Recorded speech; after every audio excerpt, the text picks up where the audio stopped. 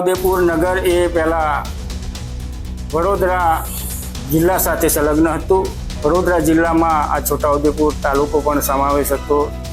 ત્યારે આ વખતે છોટાઉદેપુર નગર માટે ખુશીના સમાચાર છે કે વીજીએલ કંપની દ્વારા છોટાઉદેપુર નગરની અંદર 5000 જેટલા મકાન માલિકોને ગેસ કનેક્શન દ્વારા પોતાને ગેસનું કનેક્શન મળશે, પાઇપલાઇન દ્વારા ગેસનું કનેક્શન મળશે. કેમ કે એમને જે જગ્યા જોઈએ આ સતત ખરેખર સેન્ટરમાં હોવું જોઈએ, જેનાથી બધા ઘરોને જે નાના કારોબારો પણ છે એમને એકદમ સરળતાથી લિમિટેડ નેટવર્કમાં કનેક્શન મળી જશે.